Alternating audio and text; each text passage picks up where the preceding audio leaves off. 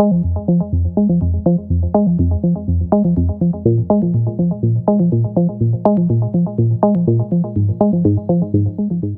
topic tonight is unlocking your potential. And I mean, hands up here, who as a child had a dream of how their life was going to be, of what they were going to do in their life. Hands up who had a dream. Okay, so how many of you who've had that dream are actually living the dream that you saw for yourself? Hands up. Way less hands. So probably about 80% of the room put their hands up saying, you know, that they had a dream as a child, and only about 3 of you have put your hands up to say that you're actually living that dream. Like, that actually pains me to think that there's people in this room who are not fulfilled, not happy, not living a totally fulfilled life, on track, on purpose. What I'd like to do tonight is share with you a little bit about my own journey and how I've come to live from a really, really happy place, and a place of serving others and making a difference in the world. Of course, I too had a dream when I was a child, and my childhood dream was I was going to be like a fairy princess, but I didn't know I was going to be 6 foot tall, so I guess the fairy princess part was not quite going to happen. But I also had other dreams, like that I would travel and, you know, do things and have amazing experiences. Along the way, I was blessed with a variety of different tragedies that were very, very painful to me, and I had to undergo a lot of different type of help and therapy and courses, and I sought out healers and professionals in their field to transform my life. I didn't realise that I actually could feel this happy. I didn't realise that I could live this dream life. Not that it wasn't a possibility, I just didn't even know that it actually existed. So I just want to take you through a little bit of background of my story, and then I'm going to explain to you a little bit about how I've managed to transform that, and then I'd like to open it up to you to help you transform from the dream that you guys had as a child to being able to create that dream as a reality that you live day in and day out. So when my mum left when I was 8 years old, as an 8-year-old, you don't know if you're going to see your mum again or not. I didn't see her for 10 years after that, so I didn't even know if my mum was dead or alive. And I remember at 16, when my dad used to say all the time that my mum was a bad mother, I remember making a pact with myself that I would find my mum. And I didn't know how I was going to find my mum, like I'm only 16. I came from a very small country town, about 1,500 people, and I had a feeling that maybe my mum was in Sydney. I just had a feeling. So I decided I'm going to go to university in Sydney, and my dad didn't want me to go. So he said, I'd rather that you stay where we are, and I'll help you with a car and I'll help pay your uni fees. But my heart says, I've got to find my mum. I'm not complete without my family connection, without my roots, without my mum. I'm not complete. So I went to Sydney, and I tried to find her through marriages, births and deaths registry, and I couldn't find her. And then I came up with the idea that maybe I would try and find her through an old boyfriend, because I remember when she left my mum that she had a few boyfriends. I tracked down a couple of them and they weren't interested in helping me out. They had other issues. But I found the last one. It's very interesting sometimes. I mean, we'll all have different beliefs in our faith, and what you believe guides you in your life. I have a very strong faith, a very strong spirituality. So I believe that I have a true purpose. And that's why it's so easy for me to stand up here and speak, because I don't covet my life. I want to share my life. This isn't mine. This has been lent to me, and I want to share it. So I went to Sydney, and my brother-in-law, after a year of finding my mum, I couldn't find her. And my brother-in-law said to me, how are you going trying to find your mum? And I said, no luck, I can't find her. So he says to me, well, where are you stuck at? And I said, well, there's this guy called Peter Corder, and I can't find him. And he was the conductor of Sydney Philharmonia. And so there's 50 people in this orchestra in a city of 5 million people. And he says to me, oh, that's funny. I think that in my orchestra, there's a couple there, and I think their last name might be Corder. never know, we'll give it a shot. So he goes to practice the next week and he says to this couple, he says, do you know this guy, Peter Corder? And they go, Peter Corder? That's our son. So because of that connection, I was able to connect with him. He had a silent number. I would never have found him, and I had run out of options. So I organised to meet with him. He gets the number. We met at the Regent in Sydney, and I said, I'm trying to find my mum. I haven't seen her for 10 years. I don't know if she's dead or alive. Do you know anything? And he says, I don't know anything. And I'm like, okay. And then it came to the end of the conversation, and I'm just like sitting on the edge of my chair because I want to know, you must know something about my mum. I don't have anything else. This is all I have. And he turns to me and goes, you know what? Because he used to date my mum. He says, your mum was very particular about her laundry and dry cleaning. I bet she still uses a dry cleaner, the same dry cleaner, if she lives in Sydney. So here am I, as an 18-year-old, writing a note at the dry cleaners. If this lady comes by, do you reckon you could give it to her? Because I think she's my mum and I want to see her. So I handed this note to the dry cleaner and I forgot about it. I just like, well, I don't know what else to do. 3 weeks later, I get a call from my mum who's picked up the note at the dry cleaner and I got to see my mum for the first time in 10 years. Which, you know, you can imagine your connections, your family connections, how important they are. And those bonds, I'm a mother now, I'm a single mum, I have a 7-year-old child. Like, seriously, I can't keep that child close enough to me because I lived through so much separation. Now, when I re-met my mum, because she'd lost 4 children, she had no contact with 4 children, that's a whole different story. She pined for that 8-year-old girl that she saw. I'm an 18-year-old. She can't see that 8-year-old girl in my face. She can't see it. So I spent the next 10 years trying to build a relationship with a brick wall. Now, during that time, my brother committed suicide, and I found out that I had another brother. And I was like, I found out I had another brother 3 months after my brother committed suicide. I'm like, what? I want that brother back. I don't want that brother. I want this brother back. From there, it was a situation where when I made that connection with my mum, my stepmum and dad said, you are never to come home again, because I'd broken the illusion about my mum. So I was never allowed to come home again. So from the age of 18, I never got a birthday card, I never got a Christmas card. I was basically totally abandoned from my family, the black sheep. And I am such a family person. Like, family to me is everything. So that was the start of my journey. I did do a lot of things during that time. I did the Tony Robbins. I did the, you know, all the different courses. I went and I sought out help. I sought out help to try and transform this stuff I carried that I didn't realise that I carried. I did homeopathy. I did meditation. I did the retreats. I did all of it. But somehow I still carried baggage, but the baggage actually was more around providing an amazing and abundant life for myself and the people around me. So we step forward another 10 years or so, and I get married, and I'm happily married to my firefighter husband. And there's a few things that have happened in between there, but I've only got an hour, so I want to make sure I can cover as much as I can. And I had a business. I had a health retreat, and I had 35 staff, and I'd just given birth to my son. He's beautiful. I'm totally in love with this child. Now he's a year old. I have a business that's failing because I've made a mistake with my business partner. I've chosen a business partner that's not right for me. I have my beautiful firefighter husband, and I do make the best pancakes in the world, I do, but that's where it stops. I'm not a baker after that. For whatever reason, I decided to make my son a cheesecake for his first birthday, and I've covered it in berry coulis, so it was really beautiful. And then my business partner was a baker, so she used to bake beautiful cakes. So because the cheesecake was so successful, I decided I'd make her a cheesecake. So the next week I made her a cheesecake. Anyway, it was hot. I was living in Canada. It was very, very hot. And I realised I'd left the cheesecake on the stove.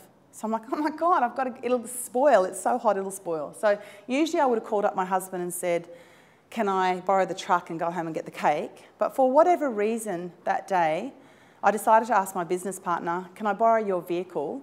I just want to dash home and get something for you. She goes, no problem. So I jump in the car, I drive home, I park the car, I walk down through the beautiful garden, put my key in the door, unlock the door, and I walk in the hallway, and I see this flash of pink.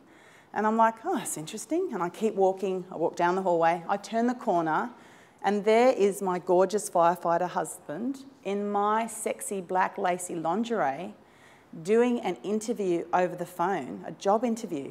Like, you can't imagine where my head went. You can't imagine. I was like, am I in the right house? Is this my husband?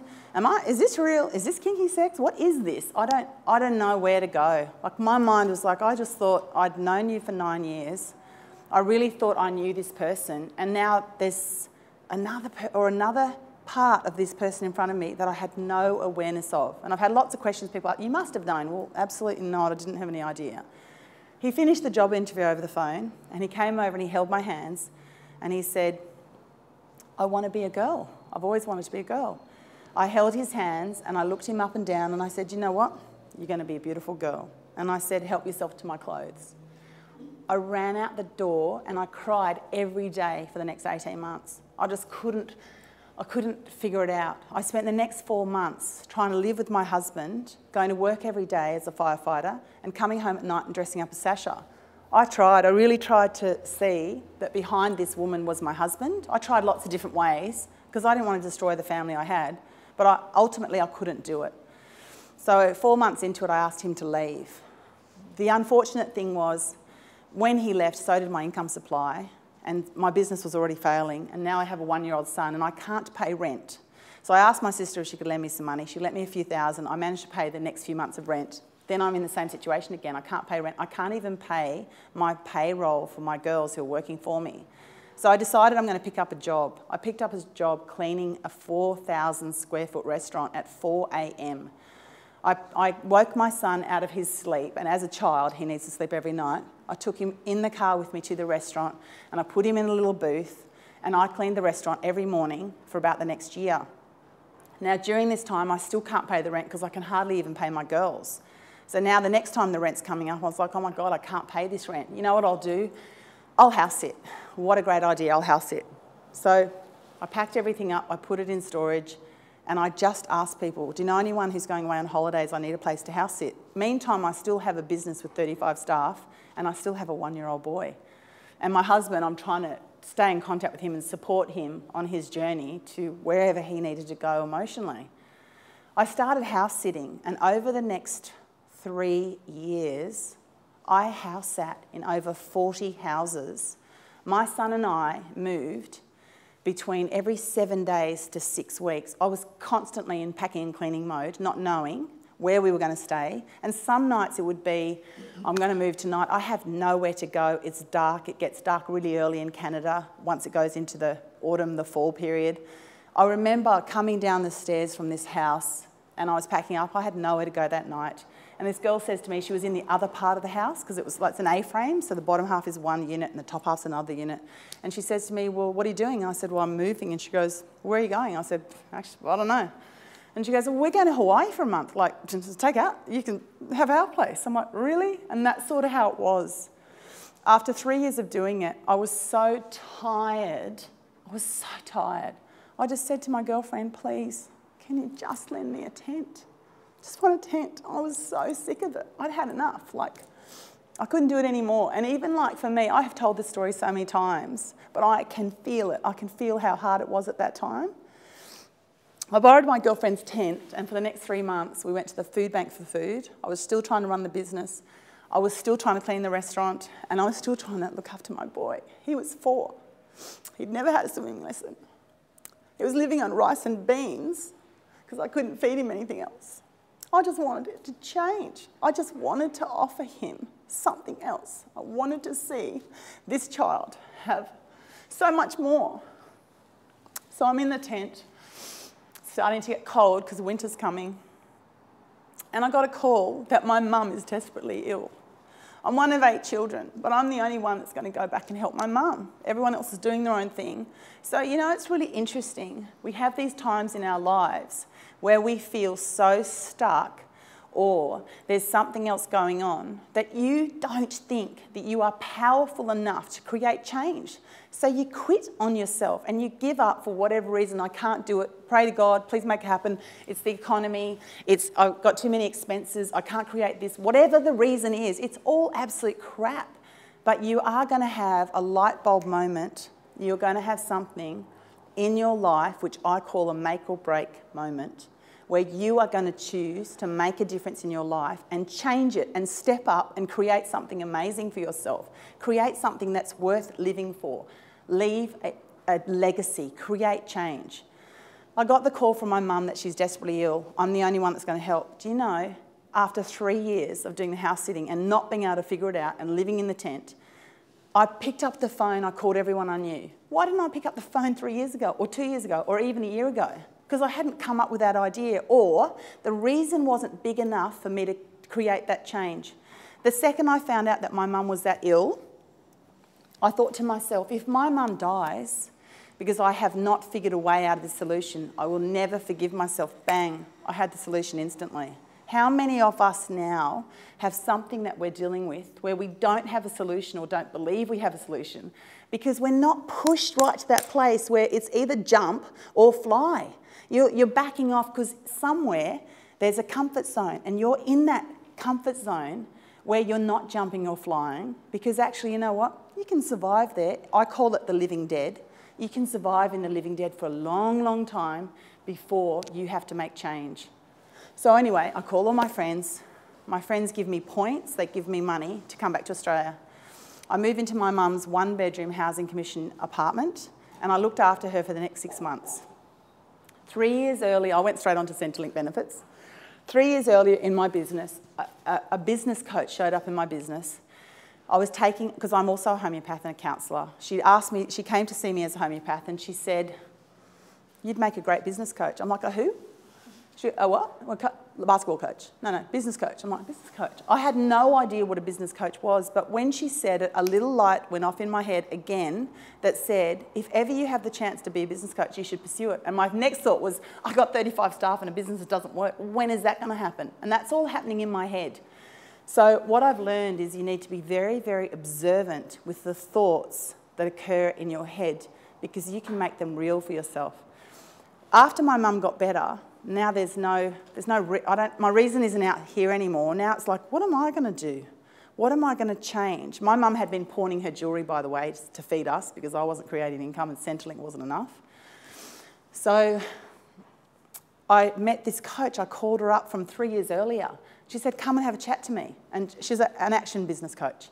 And I said, "All right." So I went and had a chat with her. And then, you know, she said, "Look, you'd be a great coach and this is how it works," and blah, blah, blah.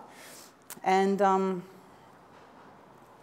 she just said to me, she said, "It's going to cost 30 grand. I like nearly fell over. I'd been making nearly $500 a month for 12 years.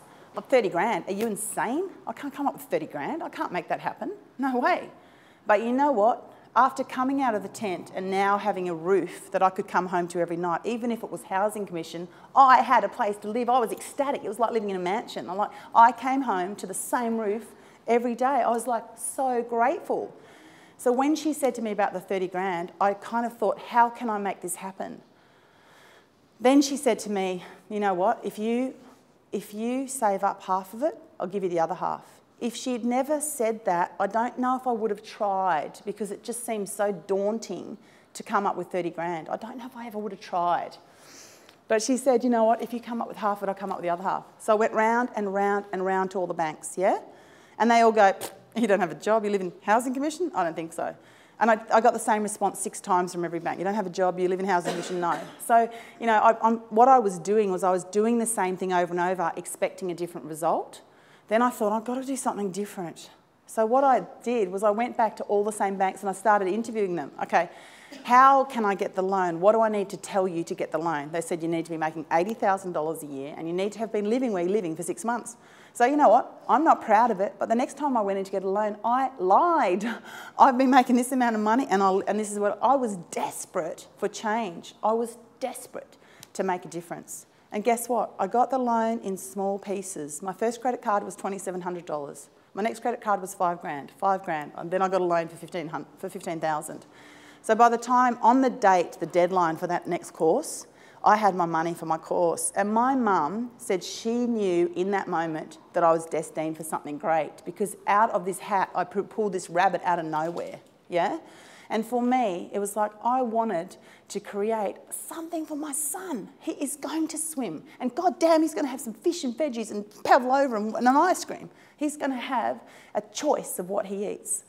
The thing was, having gone through that sort of experience is so challenging in so many different ways. I didn't really know who I was anymore. I'd lost all my confidence. God, like for 3 years, I hadn't worn makeup. I was wearing army fatigue pants to work. I wasn't even washing them. I could take them off and stand them up by themselves. Yeah, I'm sorry, but it's true. I mean, there was nothing in here. I felt like I was 100 years old. And now I'm off to Vegas to do this training to be a business coach with a bunch of, I don't know, whatever. But the thing was, it was so funny. Like, I get on the plane, I don't have enough spending money for the actual 2 weeks. So I call a friend going, please, please, please, can you just put some money in my account so I've got some spending money? So we put like $500, which of course in Vegas is just not enough money. So I went to the course and I was so happy to be in a hotel environment where I'm learning. There's food every meal. There's like huge smorgasbord. Oh my God. The hardest thing was for me to leave my son because I had not left him the first 4 years of his life except for 3 nights. That was the hardest thing. But here I was in an environment and I was learning and growing. We started our days early, as other people know. We started at like 5 a.m. with a volleyball match. Then we learned all day. Then we learned all night. And you know, our evenings often finished at 1, 2 and 3 a.m. So we are living on like no sleep, which is pretty much what I did last week too. But we were living on no sleep. But I was so into it. I was just the biggest sponge because when you lose everything short of your life, there's nothing, I had nothing else. I was living in that tent, I had nothing else. There was only one way to go and it was up. I had nothing to lose. I was stripped back to nothing. See, the thing is too, because now I have a chance, and I'm going to go back to that story. When I was in that 2-week course, I threw myself into it. I listened to every word they said. Was that the right, Anne? Did you say that? I absorbed everything. I don't think there was a word that I didn't take down. I was a sponge going, oh my God, I've got a second chance. I'm with all these cool people.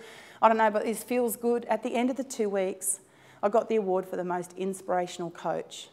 It was the start of giving me back me. I still had what I call a victim poverty scarcity mentality. So what happened then was, I went back to work to try and become a coach, and for the next 4 months, I just sabotaged at every step. So every time there'd be a client saying, you know what, I'd really like you to coach me, like they'd be there with their money, ready for me to coach them, and I would be, yeah, it's great, Lisa, it's fantastic, I'll be right back. I'd be like running out the door because I couldn't take that money, because having made $500 a month for 12 years, to then suddenly be offered the opportunity to maybe make $5,000 a month was just such a huge leap for me. I couldn't come at it. It literally was painful. It's like, I don't know if I can do that.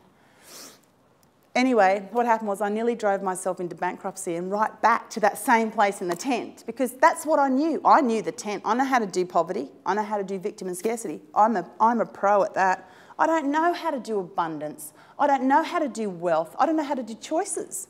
I don't know how to do deserving and confidence either. I don't know how to do self-esteem. I was very, very fortunate that through the Centre for Transgender Studies, they offered a free therapy called Adlerian therapy. Adler was around the time of Jung and Freud, and he helped people discover what their true compass was, that we usually put it together around the ages of 5, 6, 7 and 8. Once you have that compass, that kind of sets you up as your blueprint for life. So if you've decided that I can't trust anyone blonde with the name Amy, that's it. For the rest of my life, I'm not trusting anyone blonde. There she is, I'm just not, that's it, done, can't trust her. If you don't go back and look at how ridiculous that belief was that you had at that moment, and you don't reprogram it and create a new compass, you will keep living with the fear of girls called Amy. And it's not even logical, because it's the mind of a 5, 6, 7, 8-year-old. I went back and I did that therapy, and my belief system, which is true to form because my life had just been a series of explosive tragedies, one after the other, my belief system was, if I'm happy, terrible things will happen.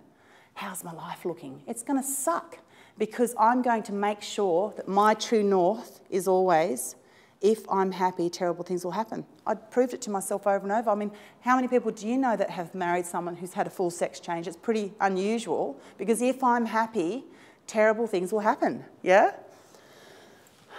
when I went back and I did that therapy, and there was a few things in my childhood, one of them was that when my mum left, my stepmum and dad had said to me, if you sneak out, because I used to sneak out from my violin lessons to try and see my mum in the first 6 months that she left, if you sneak out again to see your mum, you're going to foster care.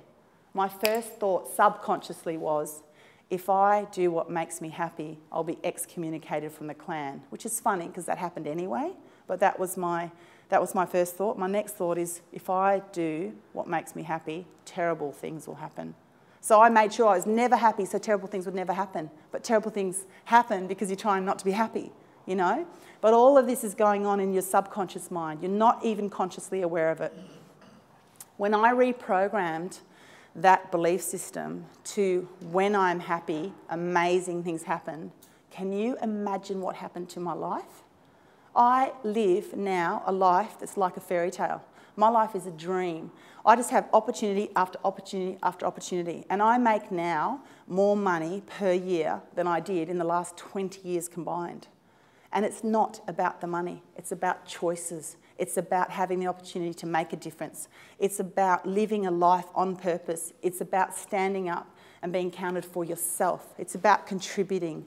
It's about just living the dream life for you. Every time I watch my son swim, I could cry because I'm like, he swims because I got over myself. He swims because I changed here. Tony Robbins says that living an abundant life is 80% psychology. If you know Creel Price, Richard Branson chose Creel Price as his next up-and-coming entrepreneur. Creel Price says having an abundant life is 90% personal development. It so is. It so is. I had done a lot of 20 years of work up until that point that had helped me in lots of ways. It had helped me get over all the loss and the pain, and I lost 4 babies to miscarriage, so I had lots of stuff to get rid of, lots of stuff to get over, but it didn't unlock that one guiding belief system that was my compass that kept pointing me down the track to disaster. And I didn't even know that I was on that track. So when I recalibrated that belief system, my life is just joy after bliss, after amazing experience, after opportunity, and I wake up, I hardly sleep because I'm so excited about my life. I'm up all the time. And what I want to share with you is that you have that potential too. You have the opportunity to, if I can do it, you can. You have the opportunity to have that dream that you had as a child and create something amazing for yourself. There's something that is stopping you. And for everyone, it's going to be different. It's going to be an innate compass that is guiding you down this path, and it draws that stuff to you. And it will be tied in with things like what your parents did, how they've shown up, whether or not they had choices or abundance, what they said to you, how they treated you, how a teacher treated you, how someone in that authoritarian position, you know, maybe someone in the church, someone who's had influence over you has helped you to create your compass. It's very complicated. This isn't something that I'm going to help you with in one foul swoop. But what I do want to say is do whatever it takes to unlock this and peel back those layers of crap that you have up here. And a few things I would share with you are things like, obviously meditation is great because, you know, it helps calm the mind, and it also helps bring you closer to you, and your soul then has a chance to speak, and the inner you can actually be heard. There's things like homeopathy, where you can go and see a homeopath and they can help you holistically, and it doesn't matter, you know, you don't actually have to do anything. You just see the homeopath and they can peel back layer upon layer upon layer.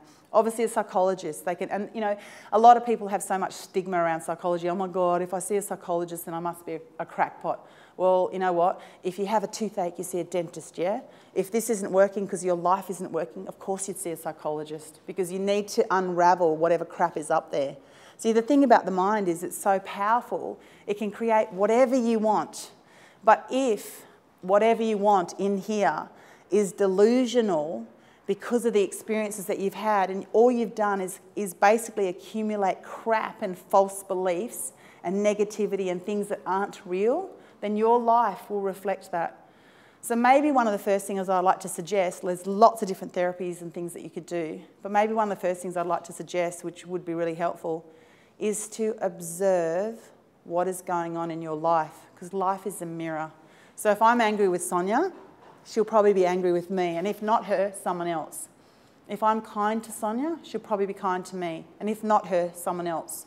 So one of the things I've learned, because going through all this sort of stuff has made me like a human behaviour expert. Like, I'm really good at going into someone's crap and going, what's going on there? Because I had to sort myself out. Like, I worked on this piece first, and now that I've got this working, I'm really good at going in and going, what's going on for you? I guess the other thing is I'm not afraid to do it. And so somewhere in you, you have to find that space to dig deep and figure out what is going on and what help do you need. Because the help isn't going to be the same for everyone. Like, meditation might work with you, might not work with you. Homeopathy might work with you, might not work with you. Adlerian therapy might be great for you, not good for you. Psychology might be good for you and not for you. But the thing is, what happens is, because a lot of people don't delve into that, like, I mean, most people say if you've had a few different types of massage or whatever, you know, you either like it soft or hard or whatever, you like the hot rocks or you don't, or you like shiatsu. Like, most people have some sort of affinity for what works for them. But when are you ever delving into up here to figure out what works? And what happens is we try one thing, we'll go see that one psychologist and go, crap, not doing that again. And just we stay on that compass and we keep motoring down there, disaster, disaster, disaster. That psychologist sucked, they were hopeless. But we don't go and seek out the professional for us that is the truth. We don't go and seek out the right truth because we actually quit on ourselves. We actually go, you know what, I would rather wear those comfy slippers and head on right down to Disasterville, because I do Disasterville well.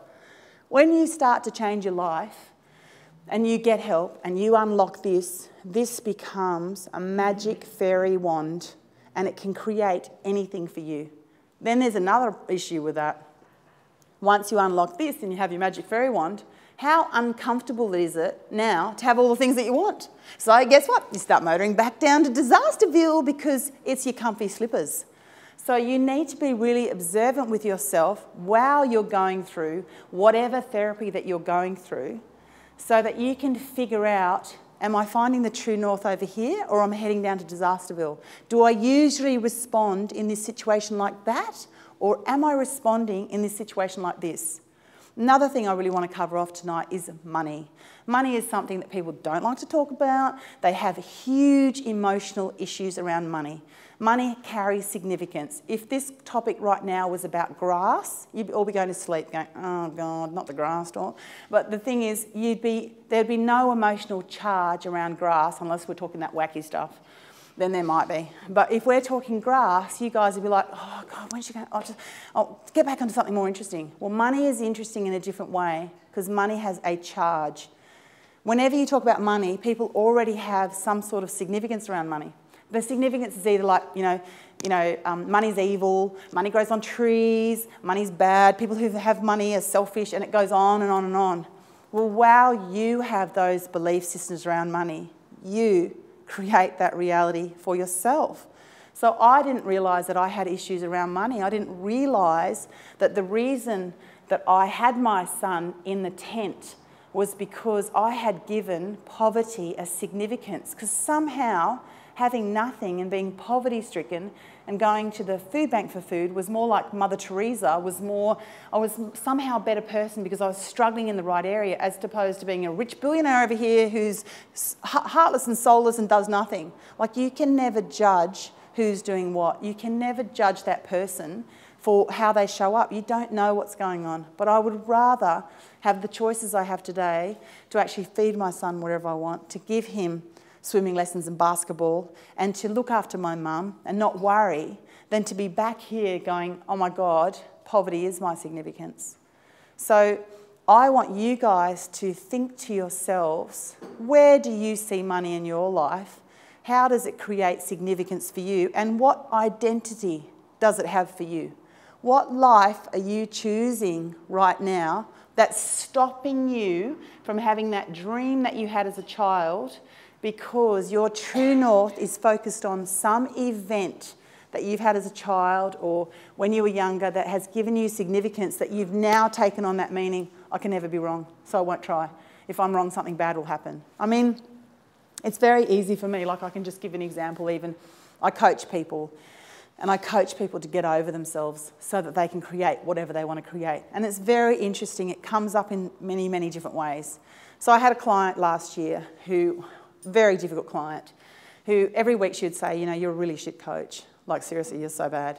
And the thing is too, I could not be a coach if I couldn't move through their projection of their stuff onto me. So what I figured out was I'm not able to give them the tools fast enough. Like, how often do we have a situation where we go, you know, yellow looks terrible on you, and your first thing would be like, oh, that's so horrible, she said that, yellow looks terrible on me.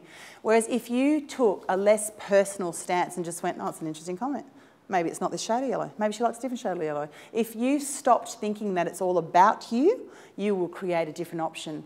So because of all the therapy I've done and all the things I've worked on, when she said to me, you're a shit coach, I didn't go, that's horrible, she said I'm a shit. Can you believe that? I worked so hard. I studied 2 hours last night on her homework, like seriously. I didn't go like that. My first thought was, you know what? I'm not able to show her value. I'm not able to show her the tools she needs. So I went back to the drawing board and I tried to figure it out. About 18 months later, it came together for them. They created an amazing life. You know, their income went through the roof in the business, blah, blah, blah. And then she said to me, she said, you know what, can you ever forgive us for what we said to you week in, week out? I said, I never took that on. And she said, you should have heard what we said behind your back. And I'm like, you know, I never took that on either, because that's how they learnt and grew, is because of that. Another lady I coached last year, and every week she said to me, I can't believe you have the audacity to charge what you charge. And I said, I don't have the issue around money. Like, money to me is like stars in the sky. Money to me is choices. It's not, you know, I don't put any significance on it. So we spent the first 10 weeks coaching on the price I charge for my coaching. Like, that's 10 weeks of coaching she didn't get. I coached her for about a year, and lots of things happened for her, and then we stopped coaching for a year, and I just recently got a letter from her, and she said, I just wanted to apologise and thank you for how much work you did with me, and I can't believe I questioned you week in and week out on that, because what people are trying to do is they are trying to sort out their stuff. And you are all here tonight because on some level, you all want to unlock your potential. You want to live a life where you can say to your husband or wife or your children, I can provide that for you. We can do that. We can go to Disneyland. We can take the cruise. You can go to the supermarket and buy whatever you want. I can look after my parents. I can give my children good education. I can pay the bills. You are all here because on some level, you want to unlock that space in your heart that you know deserves a better life. But see, that's going to take a bit of work, and it's not something that you can quit on. It's not something that you can just go, I tried that last week. Rhiannon, just doesn't work. It's going to be something that you peel back slowly, and you want to watch the very, very small changes. So I've become like a detective in my life, and I watch the way I show up. I watch how I react.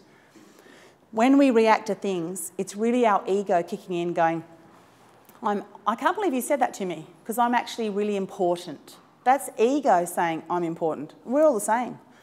Inside my heart and soul is the same as your heart and soul. You want things for your life that I want for my life, and ultimately we want happiness, we want love, we want joy. It's not hard, but we create all this drama around it because we deny ourselves the opportunity to deserve it.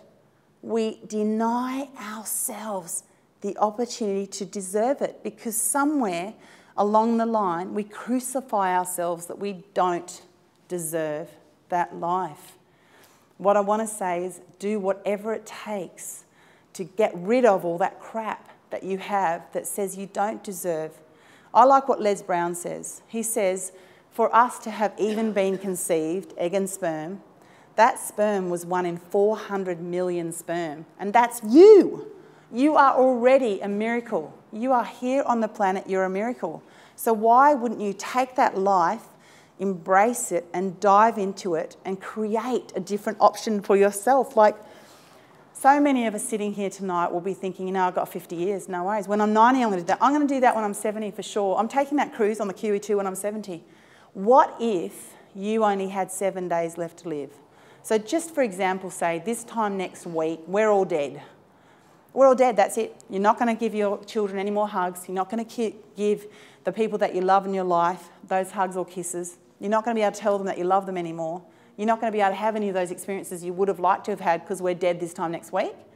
All of a sudden, you are going to say, oh my God, if I'm dead in a week, what are you going to do if you're dead in a week? Go for a bike ride. All right. What are you going to do if you're dead in a week? Go and see my daughter. Go see your daughter. All of a sudden, you're going to get very real about the things that you need to be doing that's really, really important to you. Because when you give it a 50-year time frame, you waste your life going, oh, I'll do that when I'm 60. When I retire, I'm doing that for sure. But if you have 7 days left to live, all of a sudden, you're going to make much more important decisions in your life about the things that you really, really want. And you're going to find a different way of being and a different way of showing up. So for me, my son, he was my why.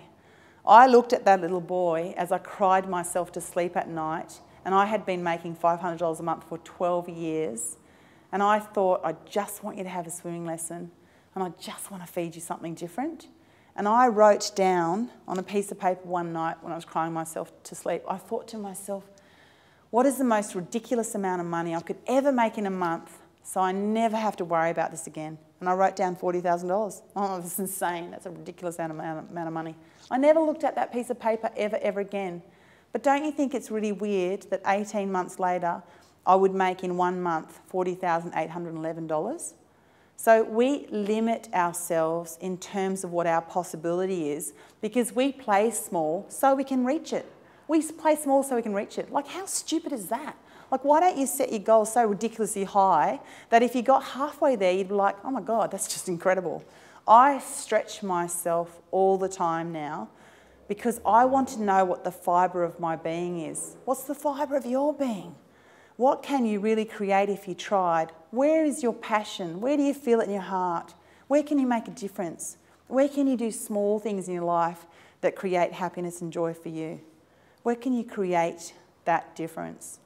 I wake up every morning now, and admittedly I run on pretty small amount of sleep because I'm so excited to wake up.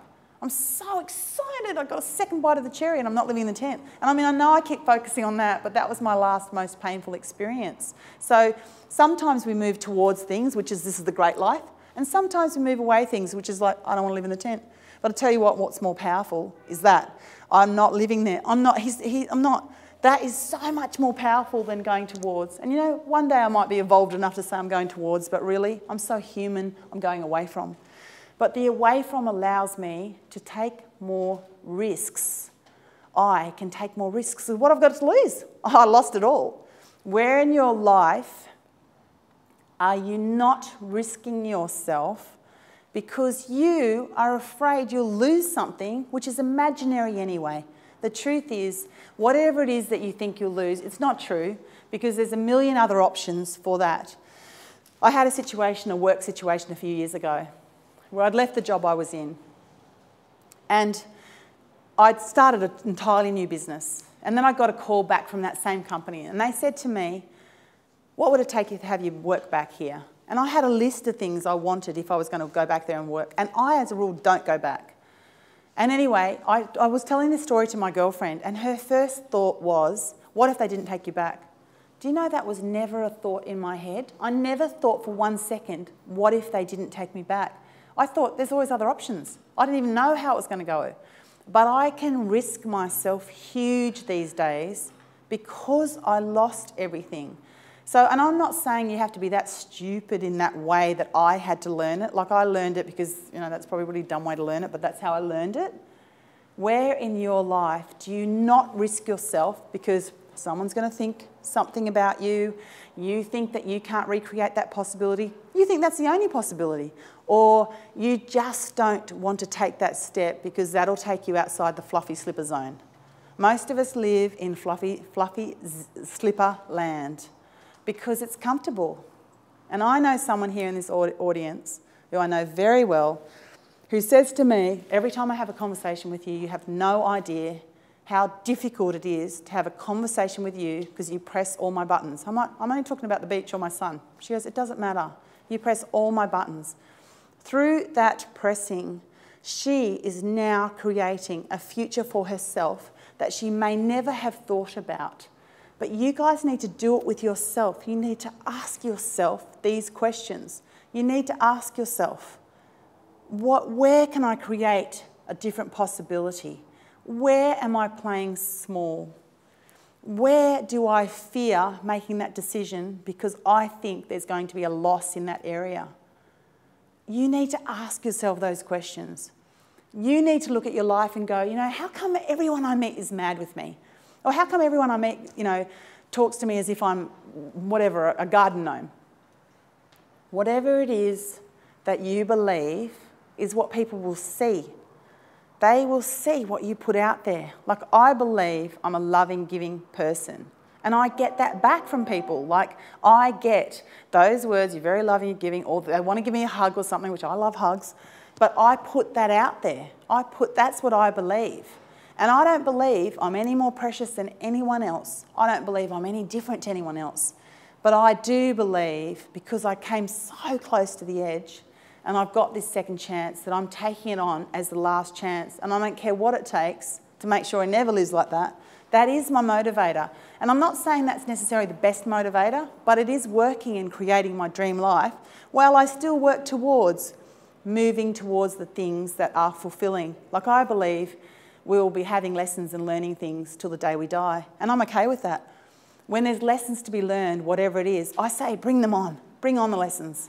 Okay, what was that issue we had? Bring it on. Okay, I'm so sorry. I should never have parked you in. Lesson to self. Make sure that I never park Wesley in.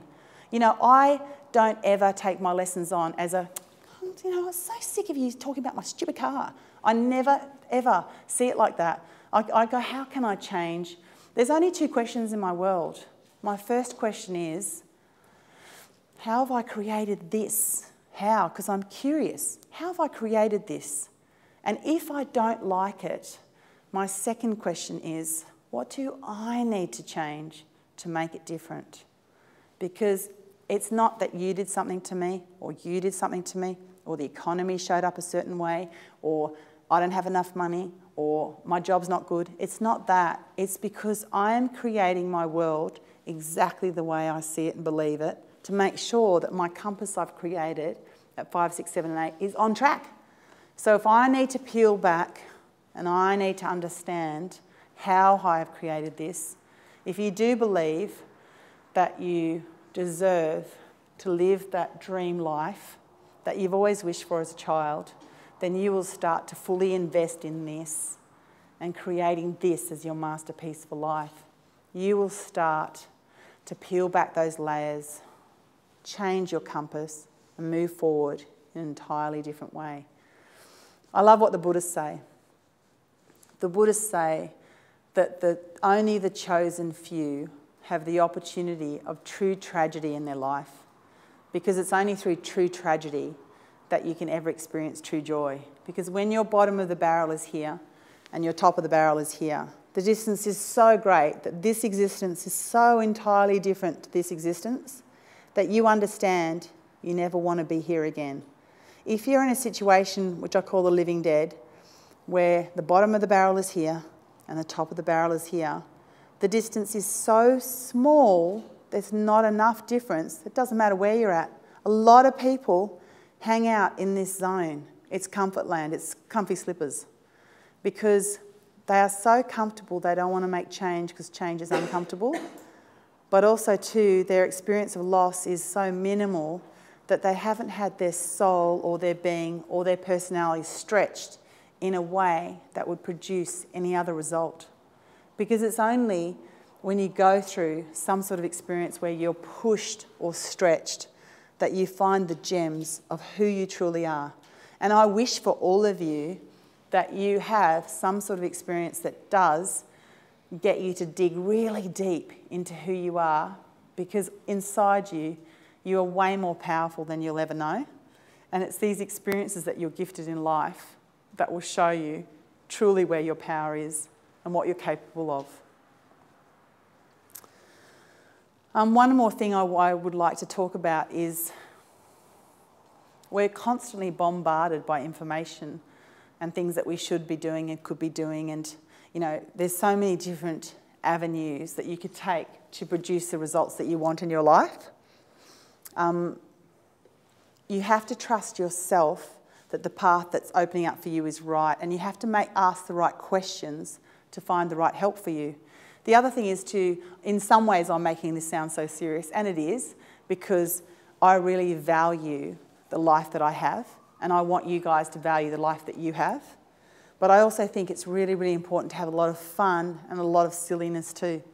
And I mean, I play stupid games with my son all the time, just dumb little games. And I think, like, sometimes we just run around the kitchen table for like an hour. And I mean, I can never catch him, he's too fast. But it's those small things, it's the really small things in your life that make a big difference. And sometimes what you want in your life is already right in front of you, but you seek something else to fill a hole inside that you've been carrying with you for a long time. You seek from others what you don't have. But the truth is, the only person that can give it to you is you. I can't be focused on Lisa, L-E-I-S-A.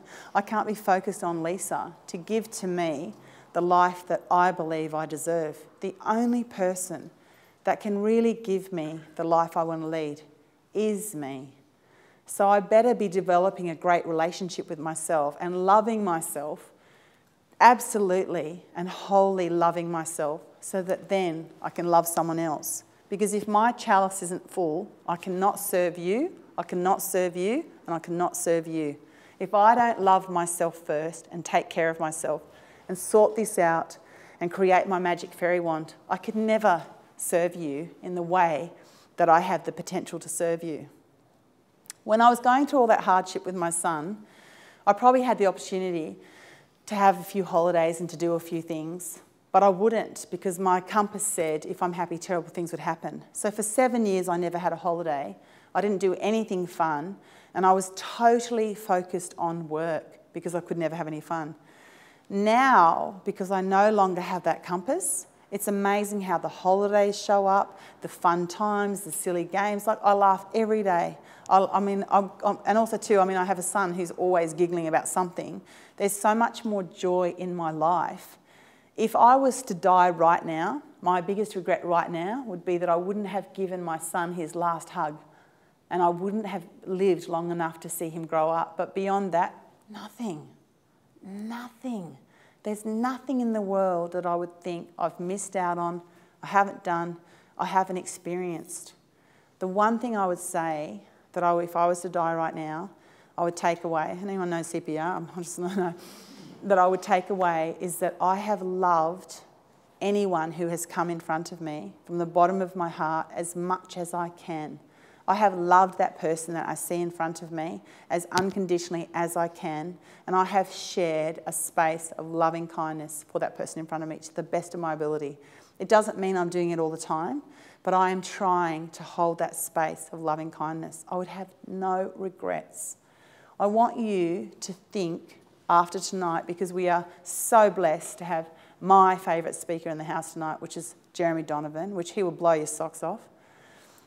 I want you guys to walk away from tonight with a totally different understanding of what is possible for your life and what you are truly capable of.